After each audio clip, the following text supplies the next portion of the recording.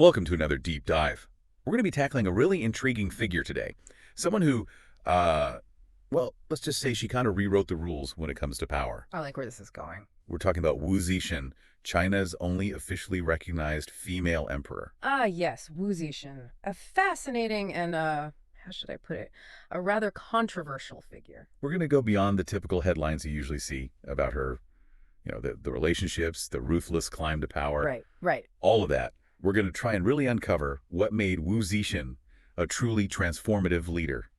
And get this, we don't even know her original name. That's right. Her birth name is lost to history, which really, when you think about it, already kind of hints at all the complexities we're about to get into. I mean, think about it. The name we know her by, Zetian, it was actually, a title. It was given to her posthumously by her son. Oh, wow. She even chose a different name for herself. Really? Wu Zhao, after ascending the throne. So many names. This string of names, I think, it really speaks volumes about the evolving identities she kind of embraced throughout her life. Yeah, it's almost like each name represents a different chapter. Exactly. But starting with this, unknown origin, it really makes you wonder, how does a woman whose beginnings are so obscure rise to become the most powerful figure in China? That's the million-dollar question, isn't it? What makes it even more fascinating is this all happens at the same time as a major turning point in Chinese history. The shift from, aristocratic power to a more centralized bureaucracy. Okay, so we've got a mysterious origin story. Yes. And a potential game changer for Chinese politics. Uh-huh. Where do we even begin to unravel this? Well, let's start with what we do know about her early life. Wu Zetian's father, Wu Shihu, he was a wealthy merchant. He later became a founding hero of the Tang dynasty. So she wasn't exactly born into, a life of privilege, but her family was definitely upwardly mobile. Did that background influence her ambitions, do you think? Possibly, yes. Her father's success must have exposed her to, the world of politics and power, from a young age. And his connections, they certainly would later prove useful when she entered the imperial court. Yeah. After her father's death, however, her life took a dramatic turn. You see, she faced discrimination from her half-brothers. Really? And she and her mother were essentially pushed aside. Wow. This must have had a profound impact on her, don't you think? Perhaps fueling her desire for, control and maybe even recognition? It's amazing to think how these early hardships may have shaped the woman she became. So how does a young woman in this position end up in the imperial harem? Well, at 14, she's recruited by Emperor Taizong as a talent lady. Now, this isn't the glamorous life you might imagine. No. The record suggests she was largely neglected by the emperor, never bore him any children. That's surprising considering she later becomes empress. What happened during these years in the harem? Did anything foreshadow her future rise? Well, there's a fascinating anecdote about Wu Zetian and a wild horse. Oh. Emperor Taizong had acquired this stallion, this wild horse, and no one could tame it. Wu Zetian boldly claimed she could tame it, however. She said that all she would need was a whip, a claw, and a dagger. A dagger? Wow. Now, the point of the story wasn't the actual taming. It was a message she later relayed to her ministers. You see, it was about her leadership style. She knew how to recognize and utilize talent, but she also, wouldn't hesitate to be ruthless. I see. So even in the confines of the harem, she's already displaying, this strategic mind. Yeah. And this willingness to assert herself. Exactly. It's not just a story. It's a glimpse into her character and her future approach to ruling. You got it. Were there other key events during this time that we should know about? Yes. Actually, two come to mind. First, her relationship with Li Zi, the future Emperor Gaozong. It began while they were both caring for the ailing Emperor Taizong. Despite the obvious power dynamics and the potential scandal, there seems to have been a genuine affection between them. This connection would prove to be pivotal in her later rise to power. So amidst the palace intrigue, there's a genuine love story unfolding. It seems so. What's the second event? This one's a bit more ominous. There was a prophecy circulating at the time that a woman surnamed Wu would rule the world. Wow. Emperor Taizong, upon hearing this, he became suspicious of a general. This general's nickname had connections to the number 5, and the emperor, fearing the prophecy, had him executed. Oh, wow. Wu Zetian, who was also surnamed Wu, witnessed this firsthand. That must have been chilling. It makes you wonder, did she see herself in that prophecy, or did it maybe plant a seed of ambition within her? It's certainly possible. Yeah. This incident really, highlights the dangers of power and what some people will do to maintain it. It also begs the question, how can prophecies shape events, especially when those in power interpret them to suit their own agendas? It's like history was setting the stage for her rise, even if she wasn't fully aware of it yet. Yes. We've got ambition, we've got a forbidden romance, and we've got a prophecy. It's a recipe for something extraordinary. Extraordinary indeed. But before we delve into her ascension, let's explore another fascinating aspect, her appearance. Okay. She was described as tall for her family and said to resemble her daughter, Princess Taiping, who was plump with a broad forehead and full Wait, cheeks. plump and full cheeks. That was considered beautiful. Oh, yes. During the Tang Dynasty, these features were considered hallmarks of beauty. Think about those iconic Tang Dynasty figurines. They really embody that ideal. Wow. This detail, it might seem trivial, but I think it's a good reminder that beauty standards are, well, they're culturally constructed and they change over time. It's fascinating to consider how she might have used her appearance to her advantage. Playing into those cultural norms to gain favor and influence. It's like she was mastering the art of, well, image making from the very In beginning. mastering it, she did. But if we want to truly understand her rise, I think we need to understand the political landscape of the time, Yeah. particularly that growing tension between the aristocracy and that burgeoning, bureaucracy. And that's where things get really interesting. Mhm. Because her story isn't just about her ambition. It's about a fundamental shift in the balance of power in China. Precisely. She becomes a key player in this power struggle, and her rise, it ultimately marks a turning point in Chinese history. But that's a story for part 2 of our deep dive. Can't wait. Welcome back to our deep dive into the life and legacy of Wu Zetian. We left off with her, navigating those treacherous waters of Emperor Taizong's harem, kind of caught between forbidden romance and that chilling prophecy. Right. And we also talked about that shifting political landscape of the time. Yeah. And how she was, I guess you could say, poised to play a key role. Exactly. So how does she go from being, a neglected talent lady to the most powerful woman in China? Well, Emperor Taizong's death. It's a pretty pivotal moment. Following tradition, Wu Zetian, along with the other concubines who hadn't borne children, she's sent to a Buddhist monastery Oh, wow. to live out her days as a nun. It would seem like a rather tragic end to her story, but But this is Wu Zetian we're talking about. Surely that's not the end. It feels like she's just getting started. exactly. Now enter Li Zi. He's the new emperor and her former forbidden love. He visits the monastery and, their romance rekindles. Wu Zetian returns to the palace, this time as Emperor Gaozong's concubine. Talk about a comeback, and a scandalous one at that. I mean, bringing a former emperor's concubine back to the palace, that must cause quite a stir. Oh, absolutely. It was a major breach of tradition.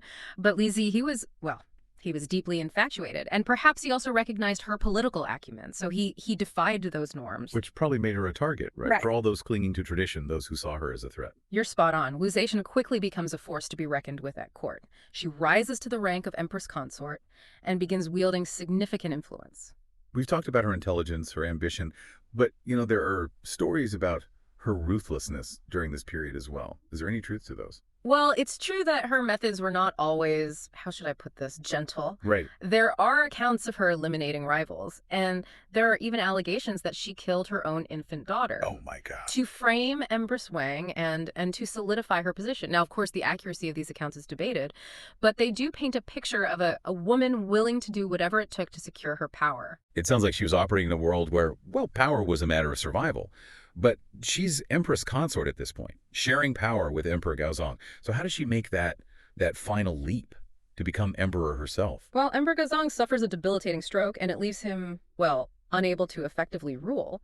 Wu Zetian, who was already deeply involved in politics, steps in as regent, essentially ruling in his name. So she sees the opportunity. What? But to actually become emperor, to break that Yeah. barrier, that must have been a monumental challenge, even for someone as cunning as Wu Zetian. It was unprecedented. I mean, China had never seen a female emperor before, and she faced fierce opposition, from Confucian scholars who saw her rule as a violation of the natural order. But remember, Wu Zetian was a master strategist. She used her intelligence, her political savvy, and even her spirituality to overcome all these obstacles. Spirituality, that's an interesting angle. Tell me about that. She strategically embraced Buddhism, and she even went so far as to create a new sutra, the Great Cloud Sutra. Really? It prophesied the reincarnation of the Maitreya Buddha as the female monarch who would bring, peace and prosperity. Oh, wow. So she's crafting this image of herself as this divinely ordained empress. Absolutely. What a brilliant move, blending politics and religion like that to legitimize her rule. It was brilliant. By aligning herself with these teachings, with this new narrative, she was able to garner support, particularly among the common people. It's really a masterclass in manipulating public perception. So she finally ascends to the throne, becomes Emperor Wu Zetian. What's her reign like? Does she live up to that prophecy, of a benevolent peaceful ruler? Her reign is, well, it's fascinatingly complex. It's really a mix of brutality and brilliance. You see, on one hand, she ruthlessly eliminates her opponents. She even establishes a secret police force to root out dissent. But on the other hand, she was a skilled administrator. She promoted meritocracy, she improved the economy, she even expanded the empire's borders. And get this, she even created a new character for the word emperor to really emphasize her unique status. Wow. To create a whole new character. Talk about making a statement. But you mentioned earlier that her rise marked a turning point in Chinese history. Can you elaborate on that a little? Well, her ascension signals a really significant shift away from aristocratic power and toward a more centralized bureaucratic system. Okay. She weakens those old noble families, and she promotes talented individuals based on merit, regardless of their social standing. And this really paves the way for the examination system, which, as you know, would go on to become the backbone of Chinese government for centuries to come. She completely reshaped the structure of the government. That's an incredible legacy. But what about her impact on women in general? Did her reign lead to lasting female empowerment? Well, that's where things get a little complicated. You see, while she undeniably shattered that glass ceiling, it didn't translate into widespread, lasting change for women. Some scholars even argue that her rule actually contributed to the further oppression of women in later dynasties, as Confucian scholars really sought to reassert traditional gender roles in response to her reign. That's a really sobering thought. It's like she opened this door, but then it slammed shut behind her. What a complex and contradictory legacy to unpack. Absolutely. Wu Zetian's story, I think, it reminds us that progress is rarely linear. But her defiance of conventions, her reshaping of the political landscape, and her lasting impact on Chinese history, it continues to fascinate and provoke debate centuries later. We've covered a lot of ground, but before we move on to the final chapter of her life, I'm just curious, what stands out to you the most about her rise to power? Well, what really fascinates me is how she utilized everything at her disposal. Political strategy, religious narratives, even her own image to achieve her goals. She really understood the power of storytelling and image making, and she wielded those tools expertly. It's like she was constantly adapting and evolving, taking whatever opportunity she had and bending it to her will. Yeah. A true master of reinvention. Exactly. And to really appreciate her story, we need to delve into her personal life as well. Right. Her relationships, especially those beyond her marriage to Emperor Taizong, they've been the subject of much speculation and a lot of fascination. Right. The rumors of those male favorites in her later years. Exactly. Let's dive into that next. So we've been exploring the remarkable life of Wu Zetian, from her humble beginnings all the way to her becoming China's first and only officially recognized female emperor. Right. We've talked about, her political strategies, her ruthlessness, her brilliance, and of course that complicated legacy that she left behind. Right. But, it's really impossible to truly understand her without examining her personal life, especially the relationships that really shaped her later years. I agree. Her personal life, especially those connections beyond her marriage to Emperor Taizong, they have been a source of just endless fascination and speculation. It's a side of her that often gets, overshadowed by those political achievements. Right. Well, we know that she had 6 children with Emperor Taizong. Did any of them play a significant role in her story? Oh, absolutely. 2 of her sons, Li Hong and Li Xian, they both became emperors, although their reigns were short-lived and marked by conflict with their formidable mother. It seems even as emperor, she couldn't escape those complicated family dynamics. Imagine having your own mother as the most powerful person in the empire. Must have created some interesting challenges. Yeah, you can imagine the tension, the power struggles. It wasn't just her sons either. Her daughter, Princess Taiping, she also wielded considerable influence. She became a key player in court politics. Wow. So a family just entangled in ambition and all the complexities of power, it adds a whole new layer to her story.